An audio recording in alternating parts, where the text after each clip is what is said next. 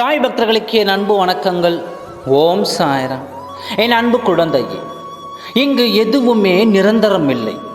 கஷ்டங்களோ சந்தோஷங்களோ எல்லாம் ஒரு நாள் வந்த வழி எதுவோ அந்த வழியில் திரும்பத்தான் செய்யும்.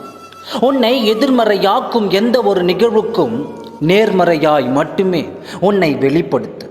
உன்னை சூழ்ந்துள்ள துரோகம், வஞ்சகம், ஏழ்மை, இன்னும் பல துயரங்களும் நீங்க வேண்டி உன் சாயப்பாவை எண்ணி வேண்டிக் கொள்கின்றாய். உன் மனதில் இருப்பதை நான் அறிவேன்.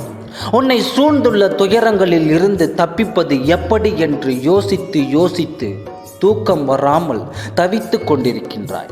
உன்னை எல்லோரும் அவமானப்படுத்துவது போலவும், கைவிட்டது போலவும், எல்லாம் இருந்தும் எதுவுமே இல்லாதது போலவும், எல்லோரும் இருந்தும் அனாதை போலவும் இப்பொழுது இருந்து நீ உணர்கின்றாய். அனைத்தையும் நான் அறிவேன். உன் மனம் எதிரே தெரிகின்ற சங்கடங்களை நினைத்து நம்பிக்கை இழக்கின்ற காலகட்டத்தில் தான் நீ இருக்கின்றாய். உன் கர்ம வினையின்படி இது உனக்கு உண்மையான சோதனை காலம்தான். நான் இல்லை என்று கூறி மறுக்கவில்லை. ஆனால் உன்னுடைய கர்ம வினையை அழித்து அதை உனக்கு சாதனை காலமாக மாற்றத்தான் நான் போராடி கொண்டிருக்கிறேன். என் அன்பு குழந்தையே, இன்னும் ஒரு உண்மையை உன்னிடம் சொல்கிறேன், கவனமாக கேள். உன்னை சுற்றி உள்ள உறவுகளே உனக்கு பிரச்சனை தரப்போகிறது. அதாவது உனக்கு சொந்தமானவர், உன்னவர், அவரே உனக்கு பிரச்சனையாக இருக்கப் போகிறார்.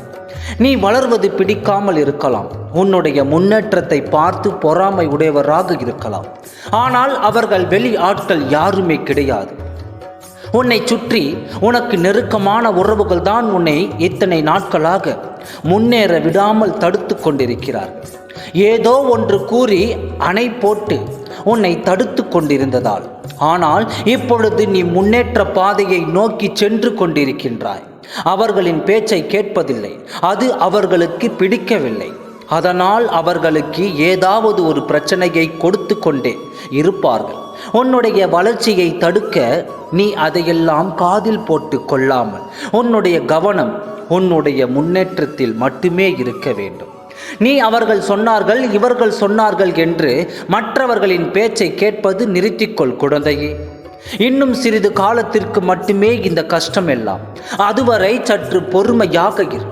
உன் நம்பிக்கை என்னும் சக்தியை ஒன்று திரட்டி உன்னுடைய பிரச்சனைகளை கண்டு அஞ்சாமல் போராடு. இது திடமான சிந்தையை தக்க வைத்து கொள்ள வேண்டிய காலகட்டம். இறை நாமத்தை உச்சரித்து கொண்டே இரு. அது உன்னுடைய கர்ம வினைகளின் பிடியை தளர்த்தும். எந்த நேரத்திலும் கஷ்டத்திலும் நீ நம்பிக்கையை இழக்காமல் இருப்பாயானால் உனது கர்ம வினைகளின் உள்ள தீய பழங்கள் பனி போல் உருகி கரைய வைத்து கொண்டிருக்கும். என்னுடைய லீலைகளையும் முழுமையாக உணர்வாய். உன்னை அரவணைக்க யாருமே இல்லை, பிரச்சனை தர மட்டுமே ஆள் இருக்கின்றது என்று வருந்தாதே. உயிருக்கு உயிராய் உன்னை நான் பார்த்து காக்கின்றேன். எனவே நீ பயப்பட தேவையில்லை. வாழ்வில் நீ பயணிக்கும் வழியில் என் துணை நிச்சயம் இருக்கும். உன்னை முன்னேற்ற பாதையில் அழைத்துச் செல்வது என்னுடைய பொறுப்பு. உன்னுடைய வேண்டுதல்கள் எல்லாம் பலிக்கும். உன் எல்லா சூழ்நிலைகளிலும் நான் துணை நிற்பேன். பிரச்சனைகள் தரும் மனிதர்களை நான் பார்த்து கொள்கிறேன். அனைத்தும் நடக்கப் போகின்றது. உன்னை விட்டு அனைத்து கர்ம பலன்களும் விலக உள்ளது.